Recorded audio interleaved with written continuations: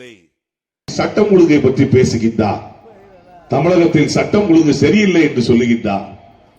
நான் கேட்கின்றேன், 13 பேர் இறந்த போது என்ன இப்படி தூத்துக்குடியில் ஸ்டெர்லைட் போராட்டத்தில் 13 பேர் இறந்திருக்கின்றார்கள் என்று சொன்னபோது எடப்பாடி பழனிசாமி சொன்னது என்ன?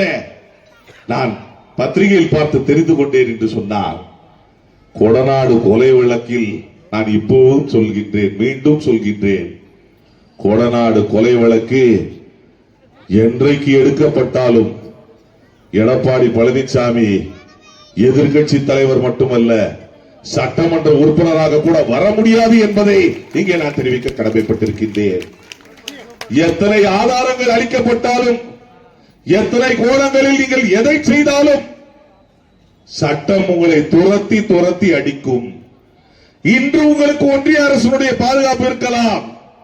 தேர்தலுக்கு பின்னால் பூவத்தூரில் உருவான அதிமுக பெறக்கூடிய சட்டமன்ற தொகுதிகள் எவ்வளவு என்று யூகித்து பார்த்தால் என்னுடைய யூகமெல்லாம் 3வது இடம், ஒரு தொகுதி கூட அதிமுக பெறாது என்பதை இங்கே நான் தெரிவிக்க கடமைப்பட்டிருக்கின்றேன். காரணம், அதிமுகவை பாரதிய ஜனதா கட்சியினுடைய கிளை கழகமாக ஆக்கிவிட்டார்கள். தனித்தன்மை என்பதே இல்லை, கொள்கை என்பதே இல்லை, சொல்வதை கேட்டு நடக்கக்கூடிய கேட்பார் பிள்ளைகள் என்ற அடிப்படையில் இன்று ஒன்றிய அரசு என்ன சொல்கின்றதோ, கூட்டணி அமைப்பதற்கு ஒருவர் தலைமை கழகத்துக்கு வருவாரா, ஸ்டார் ஹோட்டலுக்கு வருவாரா? தலைமை கழகத்தில் அதிமுகவுக்கும் பாரதிய ஜனதா கட்சிக்கும் கூட்டணி ஏற்படவில்லை. இந்த அளவுதான் அவருடைய சுயமரியாதை. இன்று நம்முடைய கூட்டணி கட்சிகள் அறிவாலயத்துக்கு வந்து தலைவரை சந்தித்து கூட்டணி ஏற்படுகின்றது. இதுதான் திராவிட மாடல், இதுதான் நம்முடைய தளபதி, இதுதான் கொள்கை, இதுதான் சுயமரியாதை. சுயமரியாதையா இல்லாதவர்கள் என்ன செய்வார்கள் தெரியுமா? கூட்டணிக்கு வா என்றால் வருவார்கள், போ என்றால் போவார்கள். இன்று கூட நான் தெரிவித்துக் கொள்ளுகின்றேன், 2 பேரும் சரிசமமாக தான் நிற்பார்கள். அப்பொழுது நீங்கள் எப்படி ஆட்சிக்கு வர முடியும்?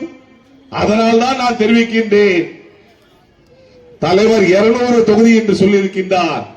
கண்டிப்பாக 234 தொகுதிகளிலும் நம்முடைய திராவிட முன்னேற்ற கழகம் தான் வெற்றி பெறும் என்பதை தெரிவித்துக் கொள்கின்றேன்.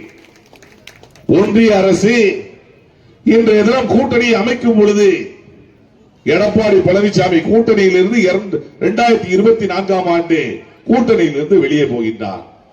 மீண்டும் 2025இல் கூட்டணிக்கு உள்ளே வருகின்றார். ஏன் போனார், ஏன் வந்தார்? விடை இல்லை. இதுதான் எடப்பாடி அதிமுக. இது அதிமுக என்ற இயக்கமில்லை.